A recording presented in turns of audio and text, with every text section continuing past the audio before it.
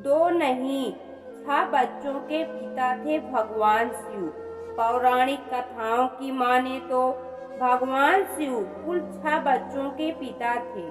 इन सभी को देश के अलग अलग कोने में पूजा जाता है। गणेश, कार्तिकेय, अयप्पा, अशोक, सुंदरी, ज्योति और मनसाश्री। गणेश का जन्म कैसे हुआ और कैसे तारकासुर को मारने के लिए भगवान कार्तिकेय के 6 मुख और 12 हाथों वाले अवतार का जन्म हुआ। इसकी कहानी तो सभी जानते हैं, लेकिन शिव की बाकी संतानों का जन्म और उनसे जुड़ी कथाएं शायद ही आपको पता हो। शिव पुराण में सबसे ज्यादा शिव के सामाजिक होने का जिक्र है। इस पुराण में शिव से जुड़ी अनेक कहानियां हैं, जिसमें वो एक पिता की भूमिका निभाते नजर आए हैं। गुजरात और उसके आसपास के इलाकों की व्रत कथाओं में अशोक सुंदरी की चर्चा होती है। शिव पुराण में भी अशोक सुंदरी का व्याख्यान मिलता है। अशोक सुंदरी को पद्म पुराण में भी जगह मिली है। वह चर्चित सीरियल देवों के देव महादेव में भी अशोक सुंदरी को दिखाया गया था। असल में अशोक सुंदरी के जन्म के पीछे की कहानी पार्वती से जुड़ी हुई है।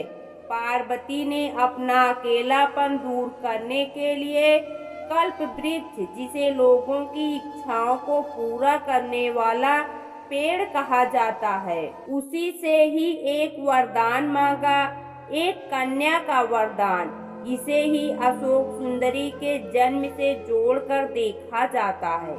कन्या का नाम अशोक सुंदरी रखा गया क्योंकि उसने पार्वती के शोक को खत्म किया था और वो बहुत सुंदर थी। कथाओं के अनुसार जब भगवान गणेश का सिर शिव ने काट दिया था, तब अशोक सुंदरी नमक की बोरी के पीछे छुप गई थी।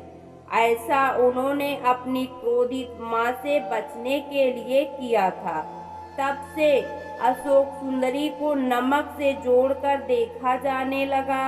अशोक सुंदरी की शादी नहुषा से होनी तय थी, लेकिन राक्षस हुंडा ने अशोक सुंदरी को धोखे से अपने पास रख लिया। नहुषा तब छोटे थे और उन्हें मारने की भी कोशिश की गई। नहुषा को ऋषि वशिष्ठ के आश्रम में रखा गया और बड़े होकर उन्होंने हुंडा को खत्म किया और अशोक सुंदरी से शादी की। दक्षिण में शिव के साथ ज्योति को भी पूजा जाता है। ज्योति के जन्म से जुड़ी कई कहानियां हैं। पुराणों की माने तो शिव के तेज से ज्योति का जन्म हुआ था। हालांकि ज्योति के जन्म को पार्वती से भी जोड़कर देखा जाता है और कहा जाता है कि पार्वती के माथे से निकली एक चिंगारी से ज्योति का जन्म हुआ था। माना जाता है कि ज्योति शिव के तेज को सह सकती थी। हालांकि इन्हें ज्वालामुखी से भी जोड़कर देखा जाता है। खास तौर पर दक्षिण में ज्योति को पूजा जाता है क्योंकि मनसा शिव की बेटी थी और पार्वती की नहीं। इसलिए पार्वती हमेशा मनसा से नफरत करती थी।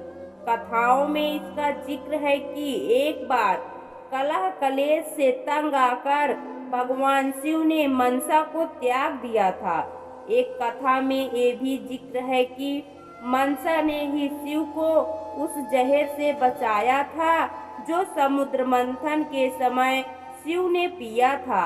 उसके बाद ही नीलकंठ बने थे। एक पौराणिक कथा जिसमें पार्वती को चंडी रूप में बताया गया है।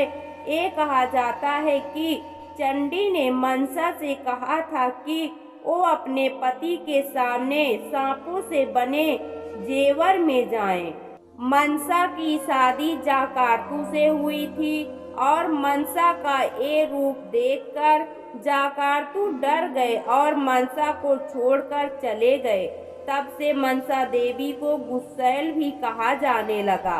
अब बात करते हैं शिव के उस बेटे की जिसे हिंदू त्रिमूर्ति में से दो देव शिव और विष्णु की संतान माना जाता है।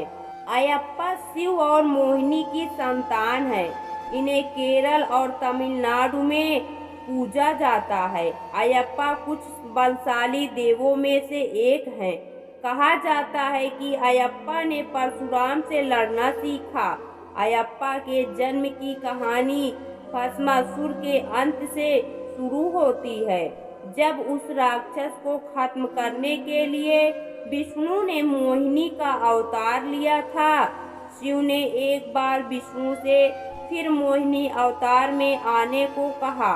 विष्णु के अवतार लेते ही भगवान शिव उन पर मोहित हो गए और उसके बाद जन्म हुआ अयप्पा का। तो इस तरह भगवान शिव कुल 6 बच्चों के पिता थे। इसके अलावा भी कई कथाएं हैं जिनमें भगवान शिव के 3 नहीं 6 बच्चों का जिक्र किया गया है।